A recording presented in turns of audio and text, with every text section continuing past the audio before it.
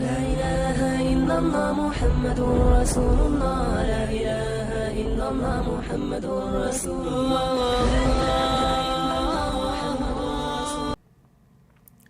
عصر کے بعد اسٹڈی کرنا پڑھائی کا اعلیٰ وقت کیا ہے؟ کیا عصر کے بعد دنیاوی اسٹڈی کر سکتے ہیں؟ شریعت کے اعتبار سے کس وقت پڑھائی کرنا صحیح ہے اور کس وقت نہیں؟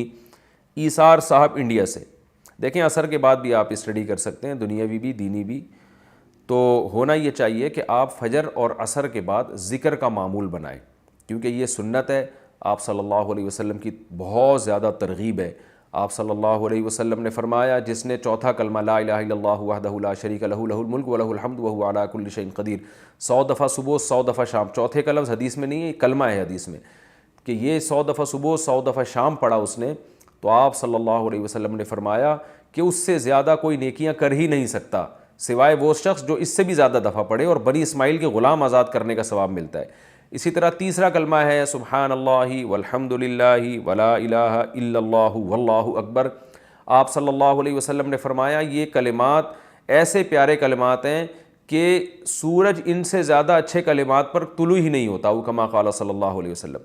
تو صبح اور شام نا، فجر کے بعد اور عصر کے بعد ذکر کا یا درود شریف کا معمول بنانا چاہیے، استغفار کا، لیکن اسٹڈی کرنا بھی جائز ہے، تھوڑی دیر ذکر میں لگتے ہیں، تسبیح میں لگتا ہے، اس کے بعد آپ اپنی پڑھائی کریں۔ رہا یہ مسئلہ کہ شریعت کے اعتبار سے کس وقت پڑھائی کرنا بہتر ہے، کس وقت نہیں ہے، دیکھیں اس میں شریعت خاموش ہے، کیونکہ یہ میڈیکل سائنس کا مسئلہ ہے، یہ شریعت کا مسئلہ نہیں ہے۔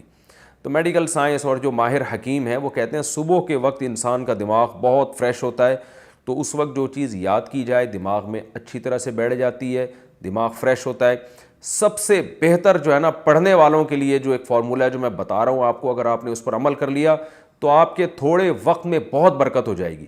وہ یہ کہ آپ رات کو عشاء کے فوراً بعد سو جائیں، تقریباً 9 بجے آپ سو جائیں۔ ہے مشکل، میرے لیے بھی بہت مشکل ہے، لیکن عمل کریں۔ 9 بجے جب آپ سو گئے تو 10 11 12 1 2 5 گھنٹے بہت ہیں۔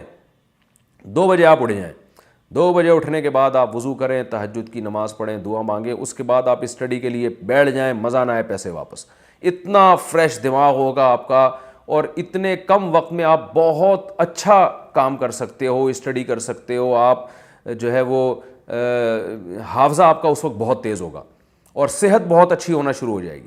پھر جب فجر سے تھوڑی دیر پہلے آپ بہت تھک جائیں پڑھ کے، تو فجر سے پہلے اذان کے بعد 10-15 منٹ نیند لے لیں، جیسے کہ نبی صلی اللہ علیہ وسلم کی سنت ہے کہ آپ فجر کی اذان اور فجر کی نماز کے دوران تھوڑی دیر آرام کیا کرتے تھے، تو اس سے آپ اور زیادہ فریش ہو جائیں گے، ہٹو بچوں سے بھی اوپر کی چیز ہو جائے گی۔ تو یہ پڑھنے والوں کے لیے بہت بہترین ہے۔ اس کے بعد آپ ناشتہ واشتہ کریں، جو بھی ایکسرسائز کرنی ہے، ناشتہ کرنا ہے، یا اپنے معمولات پورے کریں، تلاوت کر لیں، ذکر کر لیں، اور جو ہے جو بھی آپ کے معمولات ہیں۔ اس کے بعد آپ نے کیا کرنا ہے کہ دوپہر کو کھانے کے بعد آدھا یا 1 گھنٹہ آپ نے پھر سو جانا ہے، اس کے بعد پھر آپ رات تک فریش رہیں گے۔ تو پڑھنے والے آدمی کو فریش دماغ چاہیے۔ آج کل جو پبلک کی روٹین چل رہی ہے اس میں دماغ فریش نہیں رہتا، محنت زیادہ کرنی پڑتی ہے، دماغ کو تھکانا پڑتا ہے، اس کا آؤٹ پٹ بہت کم ہوتا ہے، اور اس دماغ کی تھکاوٹ سے صحت برباد ہوتی ہے، دماغ خراب ہو جاتا ہے۔ آپ پڑھے لکھے لوگوں کو دیکھیں جو میری اس وقت مسائل سن رہے ہیں، ان کے علاوہ کی بات کر رہا ہوں، اکثر پڑھے لکھے لوگ میں نے بیچارے تھوڑے سے اب نارملی دیکھے ہیں، یعنی جو پھر بتا دوں جو میری اسپیچ سن رہے ہیں ان کے علاوہ کی بات کر رہا ہوں۔ وجہ کیا ہے؟ وہ دماغ کا اتنا غیر ضروری استعمال، اور تھکے ہوئے دماغ کے ساتھ پڑھتے رہتے ہیں، کھانا کھایا ہوا ہے پھر کتاب لے کے بیٹھے ہوئے ہیں، تو وہ پیٹ بھی خراب، دماغ بھی خراب۔ تو یہ جو میں نے آپ کو روٹین بتائی ہے بڑی خاندانی قسم کی روٹین ہے، اس پر عمل کریں، مزہ نہ آئے پیسے واپس، انشاءاللہ بہت فائدہ ہوگا، انشاءاللہ بہت زیادہ فائدہ ہوگا۔